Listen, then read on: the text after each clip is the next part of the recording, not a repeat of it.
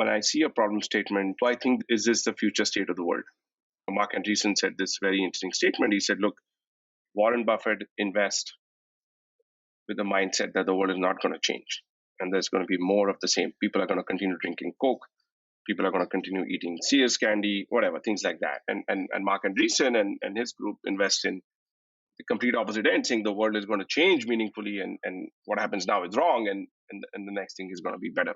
And so I live in that edge, which is the world's going to change. And so what is that future state of the world? And is this company with this kind of problem solving approach?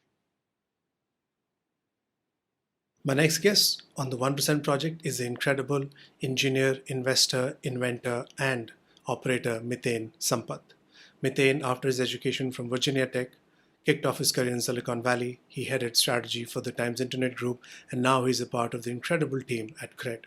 In this conversation, he talks about how his education in Virginia Tech helped shape his thinking on building and scaling new ventures, his view of the Indian internet consumer and the impact of internet in India, his experience building FIVA technology, what he learned and why it failed, heading strategy for the Times Internet Group, which reaches 600 million active monthly users in India, and what he has learned from investing in early stage startups.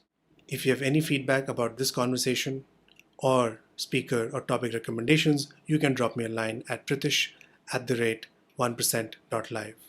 For signing up on the newsletter for this podcast, where you can get all the show notes and key insights from this conversation and any other conversation, you can head on to 1%.live. We kick this conversation off with Miten, asking him how his Virginia Tech experience and education helped him to be a venture builder. That's a great place to start. I was very lucky. The origin story is that my dad was an IIT and he expected me to also make it to the IITs. And obviously I tried, but I failed. And then he was nice enough to let me go to the US and pursue an education there during the undergrad as well as grad school. And when I got to the US, I had a very simple thought process, which is thousands of students graduate out of this process. How do I stand out? And I'm kind of making a new life in the US. How am I going to stand out? And so it was clear to me that I had to do something over and above. And what was that over and above? I had seen and I had read about a lot of the great Indian tech founders who had made it to Silicon Valley, the Vinod Khoslas of the world, and that entire sort of group. And the common pattern I found that they were all a part of research groups or research assistants or had contributed something meaningfully when they were at college, whether undergrad, grad, whatever. And so it was clear to me that I wanted to go down that path. And literally from the semester I got there, I would lurk around all the different labs in the computer science department and even outside the computer science department. And the big thing I took away from that experience, and obviously the interesting part about university is that it's a fairly focused experience. And I was in a small town far away from the big cities in the US. So there wasn't much to do in Blacksburg. And that was, I think, a blessing in disguise because I didn't go partying, I didn't do all these other things. I think gained the most was the really deep immersive process of research. And American universities, and especially the good ones, have a very high bar for what is an authentic contribution to the field of science. So when you're in a lab, your goal isn't to put out a tweet or write a little blog post. Your goal is to put out authentic, unique, new work. And that process, the step zero of that process is literature review. And what does that mean? You have to really intellectually, honestly put out any work after having been aware of the state of the art and the latest and greatest thinking, as well as historical thinking on the subject. And so that is a very immersive process that I learned fairly early. And I think I was lucky because that basically stays with me even today, which is whenever you try to bring something new into the market, whenever you try to solve a problem, my first instinct always is, we can't be the first guys trying to solve it. What's the best and the greatest minds done about this? It's probably published somewhere. Can we understand it before we start to expand the state of the art? And so to me, that was a very foundational. And I spent years in labs and read lots of papers and published a lot of papers as well. So in fact, that was also a very learning experience because when you publish something, you get peer review and you get pushback and you get asked questions. And so you really have to do deep work, which isn't frivolous and just quick or snappy. And so to me, that was the world we live in today is very much the stuff I spoke about at the end, which is snappy and quick and fast to judge. But having this foundation, I think, is very helpful. And I think till today, it lives with me because I spend disproportionate amount of time reading, disproportionate amount of time trying to understand the state of the art before I try to make progress on it. So that's the big takeaway for me from there. When you were at university and you did this research and this got imbibed as a part of your personality, there was one objective and doing it well and you had time around it. But when you do this for hyper growth startups, time is not on your side. So how have you been able to adapt Yeah, or inculcate that practice in a fast moving environment? that's a great question, Pritish. I think this goes back to that 10,000 hours of doing something that kind of makes you good and then Mm. continues to keep you good. So one is obviously having a very active sensor network of people, of reading materials, of things, of understanding technology deeply, which I think is fundamentally important, and being able to connect the dots. And I think there's a lot of time also being spent on trying to forecast what might happen with business models, with technology, and also with companies and things of that nature. So I think markets, innovation, and consumer behavior are not scale. And that's the thing which I think most of us find hard to appreciate, which is underlying conditions keep changing. Therefore, capabilities keep changing, and therefore, end user behavior keeps changing. And so, always keeping that in mind is fundamental to being able to do anything new or Mm. scale anything. Now, when you think about how do you implement that, let's look at fintech today and why is fintech happening now? Why didn't it happen 3 years ago or 4 years ago? And why is this now the perfect moment? And if you look back and say, look, Geo happened, it brought a lot of people on the internet. Demon happened, it brought a lot of people to payments. After that, UPI happened, therefore this. And so now there's enough, groundswell which makes a certain set of things possible. And so having an insight on that, developing a mental model on markets innovation and consumer behavior, I think is important. And so I think before you go into any of these sectors, it's always important to get that context right. If you don't have that context, then you're going to miss out. And so for me, it's always about having a clear frame of where are we in that journey. How would you define the internet consumer market of India? First, through a lens of an engineer, and then potentially through a lens of a philosopher. Interesting question. I think the internet consumer market in India is kind of no different than internet consumer markets in most geographies. There's always a cycle of what people do on the internet, and then there's a maturity curve that they go with. And the simple thought process there is all of us, whenever we came to the internet for the first time by the web, 1.0, 2.0 mobile, the first set of things we did were information, entertainment, a little bit of social. The next set of things we started to do were explore shopping, trying to trust other people with a little bit of financial transactions, and then basically jobs and connecting with each other. And that sort of starts with a bit of entertainment, then moves to a little bit of professional stuff, and then ultimately gets to a way of living, which is now pretty much everything you do is internet enabled or internet connected. And so that's the same curve I think we're going through in India as well, which is a certain 40, 50 million user base today is at the end of that curve, which is they rely on the internet for pretty much everything they do. And then there's about 400 million users who are somewhere on that continuum where they've started basic information, basic search, getting to know each other, a little bit of social networking, a little bit of that stuff, and then slowly adding more and more things. And so I think the way I see it is there's a bunch of people who are already very comfortable with the medium, Yeah. and there's a whole host of people that are slowly getting more and more comfortable. And the opportunity really is to figure out what you're building for which segment and how do you think about market share in that context. Hmm. So in that sense, it's no different than others, but we are in that sort of adoption curve. And that makes life very interesting. So the second part of your question of answer it as a philosopher, I think it's the same human behavior in all markets. People want the same set of things. They Hmm. want to be more informed. They want to be more entertained. They want to get better jobs, have better sort of professional outcomes. And these are the three things that will kind of, and have access to things, right? Hmm. So markets are becoming more and more fungible. So I think the same four things that apply to American internet user, a South American one, a Chinese one, a European one, and same for the Indian one. So it's the same sort of things that we all ultimately look for. Do you think that internet has become a critical or a commodity for tier 1, tier 2 cities? But for the next tier of cities, gaons, grams, if internet is taken away from them, life still will go on. Internet is, or internet enabled things, or mobile internet enabled things and use cases are pretty much mainstream now. I think that if you take it away, life would feel really high friction, right? And Hmm. it literally what these things do is they remove friction.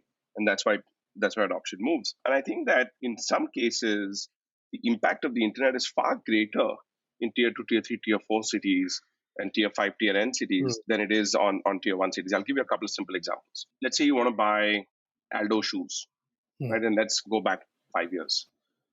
You could only buy that in Bombay or Delhi or Yeah. Bangalore. Now you could be sitting in Darbhanga, Bihar and go to, tadalux.com or Mintra or wherever. So the actual impact of that in places where traditional forms of infrastructure, retail, entertainment, education, imagine the impact of internet enabled education on people in tier N places.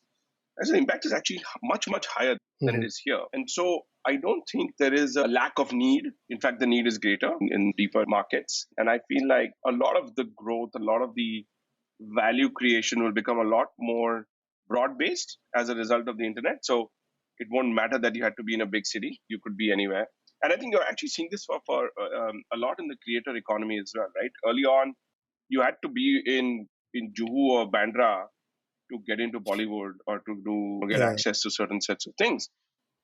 Now you could be, a bit far away as well and broadcast and reach anyone, right? If you have good talent. Of course, you may ultimately move here and all that kind of stuff to become a part of the industry, but you could be discovered pretty much. It's a great leveler and I think it's a great enabler, I think. In fact, impact is much more for, what should I say, rural India than for urban India. So moving on to your Silicon Valley stint, you were a CTO of a company. Is building a business hard? And what did you learn from it? Building a business is incredibly hard. As they say, nothing must go wrong and everything must go to ultimately build a successful business. And so my experience at Viva was a massive learning experience on many different things. So what we were trying to do and what we were trying to build, actually, we built the technology successfully, was if you take yourself back in 2006 and 7 and 8, that's the time at which we were building, Wi-Fi was not everywhere. Location awareness for the internet was not everywhere because you didn't have smartphones with GPS and connectivity and all that kind of stuff. So the thing we were building, how do you make the entire internet location aware? And if you do that, the impact of that is massive because analytics will get better, personalization would get better, security would get better, and every internet application could use it. And the way we went about it is we invented something that sat in the middle of the network, which is the ISPs.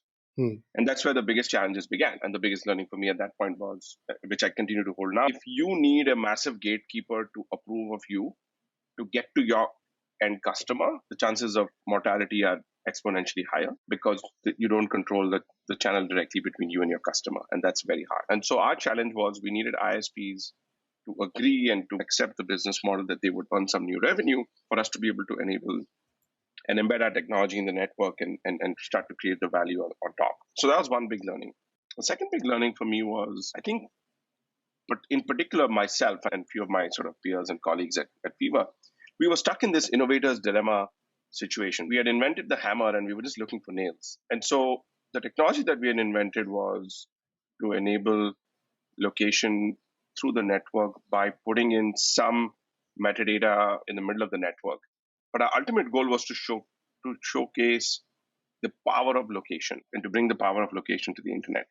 There could have been other tactics we could have done that would have kept us alive and given us a business model and viable revenue, while our breakthrough big bang innovation would have taken some time to come to the market. And so we got too stuck in trying to just solve this problem that we just shut ourselves out from saying, okay, look, we can also we were we were trying to improve the state of the world threefold as opposed to trying to improve the state of the world 20, 30, 40%. So we should have actually done the 20, 30, 40% in parallel with the threefold, fivefold. And that's the big mistake that we made. That company ultimately went through bankruptcy in the US, but what came out of it was a lot of IP. I put inventor in my profile. A lot of people don't know, but that's where majority of the patents that I and my colleagues there co-authored came, and we created a lot of cool stuff. A lot of it is now used by telecom networks all over the world. Unfortunately, we don't get credit for it. It was a massive learning experience. So I take that again with me, which is, just to summarize again, which is, if there are many gatekeepers between you and your customer, the chances of mortality for your startup is just exponentially high. You had a stint at Reliance. Did you expect Reliance or Jio to be what it is now? And why is Jio unique compared to the other operators in the market?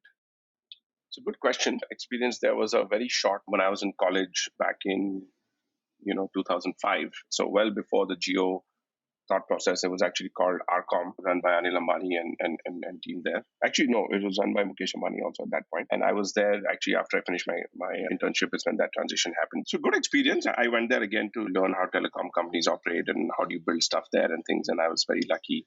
I had two great mentors there who really enabled me well. To the second part of your question, I think Geo basically brought a completely different mental model to why people connect to the internet and why people connect to mobile services in a globally first manner. Nobody in the world, in the entire planet, had thought about the idea of crashing and not charging for minutes. So it's like you completely go into an industry and change the metrics, and suddenly like, oh my god, okay, people are in weight loss, people are talking about food consumption, and you come back and say, oh my god, it's not about food consumption, it's about the air you breathe, whatever. Something so radical that people were just stumped and like, oh my god, is this even possible? And I think that really enabled them to become what they are today. And of course, the scale of capex that they did uh, even before they started. So obviously, in some markets, especially in telecom, it's clear now that the last mover may have a disproportionate advantage, or a late mover may have disproportionate advantage. A lot of it has to do with technology cycles as well.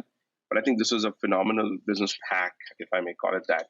I did not expect Geo to be this successful, to be honest with you. In the industry, you would often hear it's coming. I have to admit that I was one of the people who was very skeptical about whether this will ever launch. But phenomenal execution. I think it's one of those companies an ecosystem that could ultimately become $100 billion ecosystem out of India in terms of market cap. One of the first. Let's get into your experience with Times Internet. What is the Times Internet team about? Sure. And second is, I got a very interesting insight from one of your conversations where you talked about what does a corp dev team really do? Sure. I'll start with the first one and then we go to the second one. So Times Internet is the internet division of the Times of India, the Bennett Coleman Group. The company actually was started in 1999 by Vineet Jain, and actually the first property that they brought online was the Economic Times. So the Economic Times website was the first property. And I think it was a very interesting initial vision, which is that obviously, as I was saying, that if you look at the evolution of consumption and media would be one of the first things that would move online. And so Vineet and team started at the right time, I'd say. By the time I got there, I joined the company in 2013 when a very young guy called Satyan Gajbani was the CEO. He was, when I joined, again, a couple of years younger to me as well. So it was very interesting to be in a company with such a young person driving a large platform. And it was quite an exciting time and still is an exciting company. At that point in time, the internet in India was also pretty small, right? There's about 50, 60 million users, mostly sort of doing basic things. And growth rates were interesting, but not like massive. And it was not attracting a lot of investment. So it was very early internet days. And our goal there was very simple, which is given the breadth of internet products that we have, whether that's news, entertainment, online real estate, matrimony, all those types of things, music streaming, just be relevant to every Indian internet user. And the goal was we should at least one, if not multiple products used by every internet user in India. So literally 100% market penetration with at least one product. And that's how we started. And then the idea was that companies that have large distribution have a disproportionate advantage to be able to create more platforms and more companies and more use cases. And so that was really the high level objective, which is with the distribution muscle that you have, can you really create leading platforms for a whole bunch of new use cases? Ghana started much before Spotify or YouTube Music even thought about India. Same for many other use cases. And I think the company is obviously not very vocal about its scale and its impact and stuff like that. The promoter family in general prefers to be a bit more laid back and understated about it, but they're very successful, I'd say. So today, I think if I have my numbers correct, Times Internet reaches about 600 million monthly active users in India. It really puts it in a very small group of probably 10 internet companies globally. Yeah. Right? I mean, you talk about 600 million, that's a huge number. And it's one product that is used by any internet user in India. At least one product will be a Times Internet product. And that gives the platform a massive ability to cross-sell and do a bunch of other things. And it's also unique in that, most internet companies end up having that one use case that is the core use case, and that drives all the usage. Times Internet actually has multiple gems. You've got TOIET, which are very large. You've got CRED Buzz, which is massive. You've got Magic Bricks, which is market leader. You've got MX Player, which is market leader. You've got Ghana, which is market leader. So multiple market leading products from a single stable. It's a rarity. And so my role there was work closely with Satya, and Gautam was the CEO now, and all of the different sort of leads of the businesses to really architect and build out the blocks of what businesses do we enter, what ones do we exit, where do we invest, how do we allocate capital, what are things that will increase our chances of winning in a market versus, and then the thing that's again very underappreciated about Times Internet's achievements is that it competes with Google, Facebook, Yahoo, Microsoft, all these massive companies, Yeah. Netflix, Amazon, and it competes with global giants which have tremendous amount of capital and innovation and profits. And fighting with each of these things each of these companies is phenomenal, and standing out in front of them. I think we managed to do a lot of things there. And I'm actually very bullish. I think as and when Times Internet gets valued as a collective asset, it'll surprise many people on what the potential is. So yeah, phenomenal time. I think they will get to 1 billion users before many people anticipate that. And to the second part of the question, what does the corp dev team do? I actually wrote a blog post about it, and I'll send it to you after this. The goal of the corp dev team is to live a little bit in the future and then bring that future back to today and say, listen, what changes do we make in our operating strategy now, whether we allocate more capital to certain internal things, do we kill them, and do we acquire external things? And a lot of this is not just about acquiring businesses for what they are, it's about acquiring businesses for what they could become.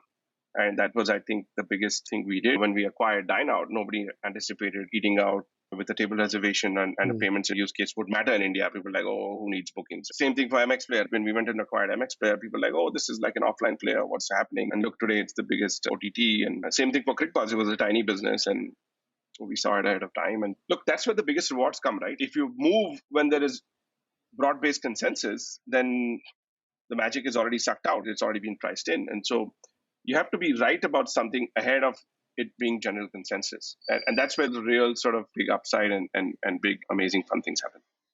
That's brilliant. I would probably just take a step back, and you joined in 2013, right? So, what did you see in these businesses then that made you think that the MX Player, the Crick Buzz, or any of the other assets that you acquired would make sense Yeah. and will grow? And obviously, there were certain things that didn't work out. Yes. So, what were the learnings from there? Great question. I think on the first part, I think we were very tuned into the market's evolution and where it was, which is, it goes back to the first thing we spoke about, which is on the rural versus urban, and then that continuum, right? And so we were very clear that where is the smartphone cycle? How many people have it? What are the sets of things you want for the scale part of the business? I'll make it very tangible, which is there are certain types of business models which survive on frequency, right? So there are high frequency, low value transactions. And then there are a few low frequency, high value transactions. So real estate is a low frequency, very high value transaction. Watching a video or reading a news article is a high frequency, very low value transaction. And so you're building businesses on these two continuums, and then obviously there's something in the middle. And I think for a lot of the high frequency use cases, I think we managed to do a reasonably good job of being relevant and building products. I think we didn't do a great job of building for the low frequency, high value businesses. So real estate, obviously, Magic Bricks team has done a great job.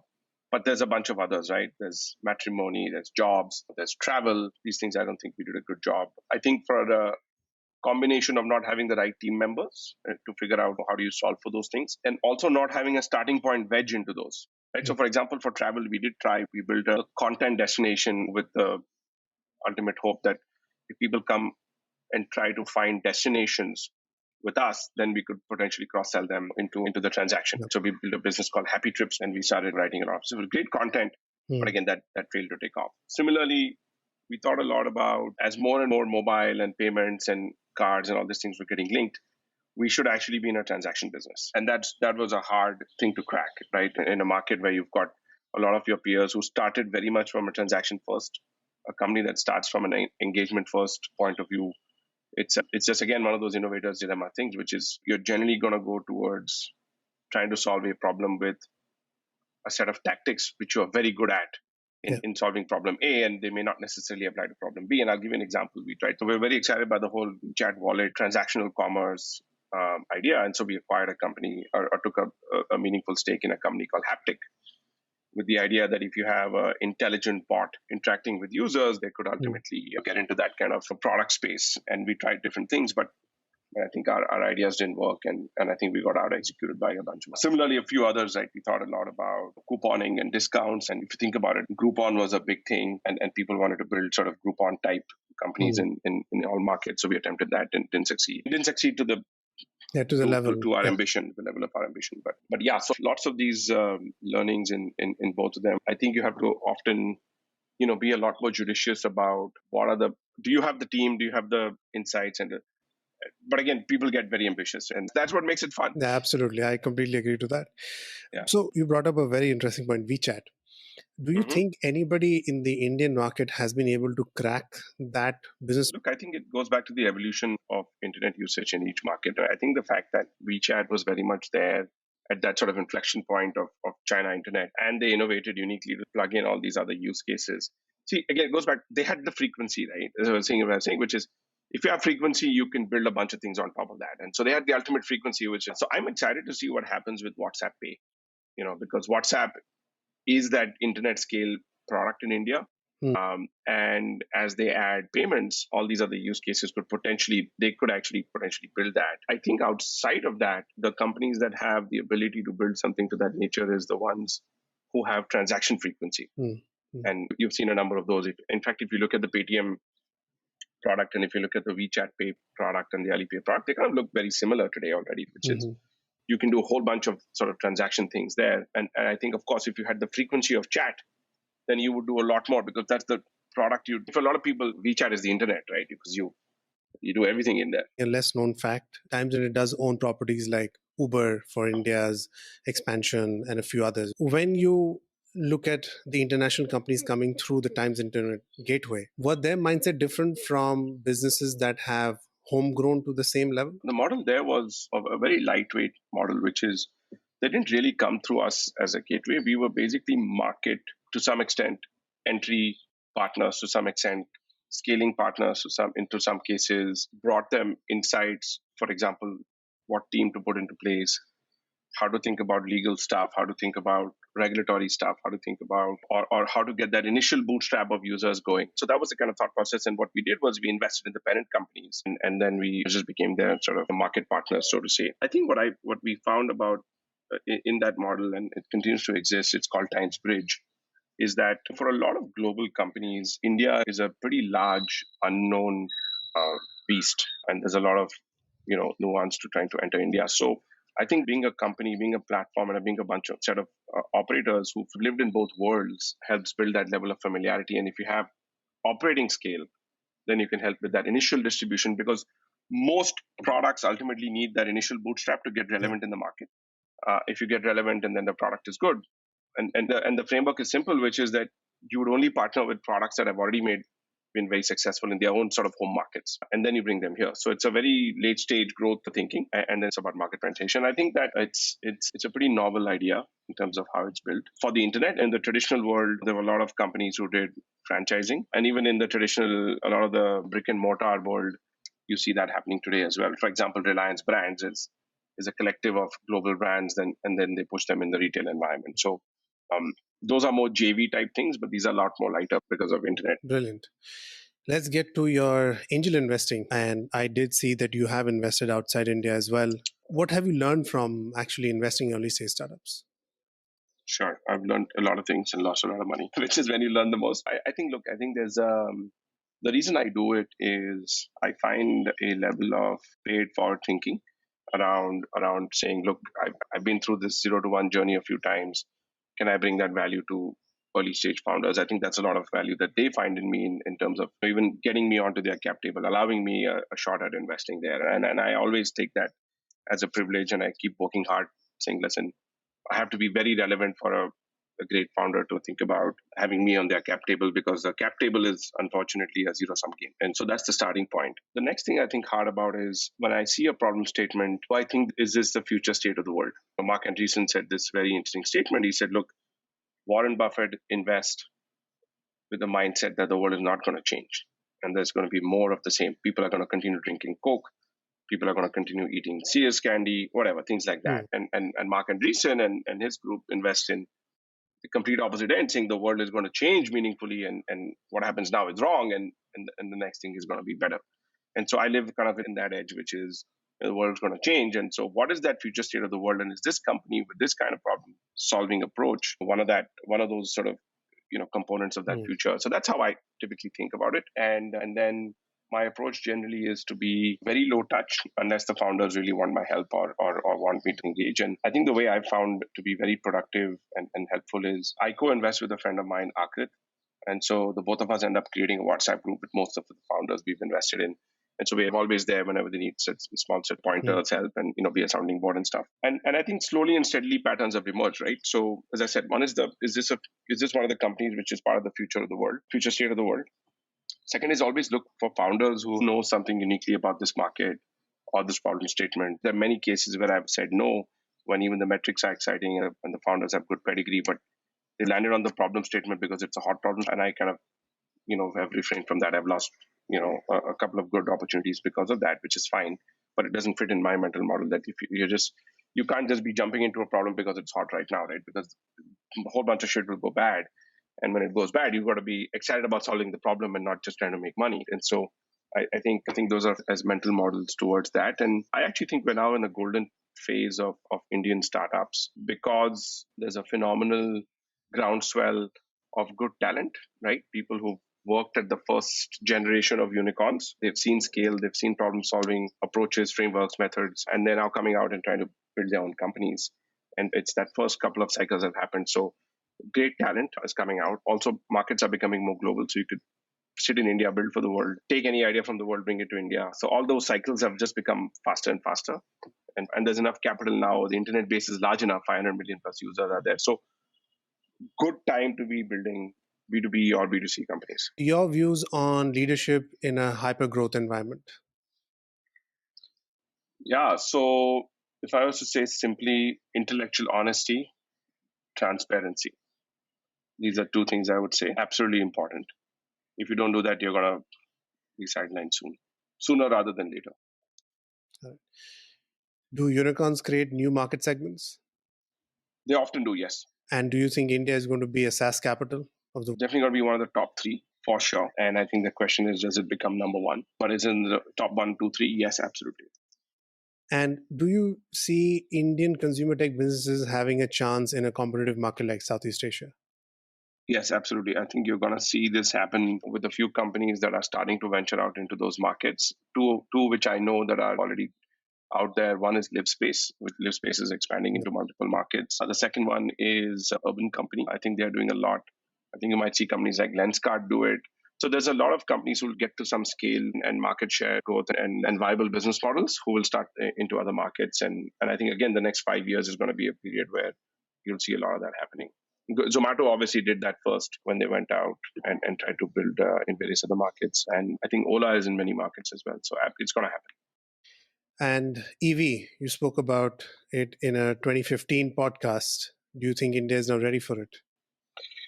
Boss, I'm disappointed by lack of imagination as a country to create the underlying conditions to make it happen, right? Electric mobility for bikes we should have been the market leaders globally for it because we have the installed capacity to make bikes at scale. We've got the companies to do it, and we just don't have the policy support to enable that. And I think this is to me been a massive disappointment. Continues to be even four-wheelers. There are so many countries who've just leaped, and if you ask me, I fail to understand why we haven't taken these steps. Miten, now we're going to get to a rapid fire. 3 questions, 1 word, 1 sentence. Are you ready? Yes. What is the toughest part of your job? Imagining the future. 1 book or a blog that has transformed you personally and professionally? A Rich Dad, Poor Dad.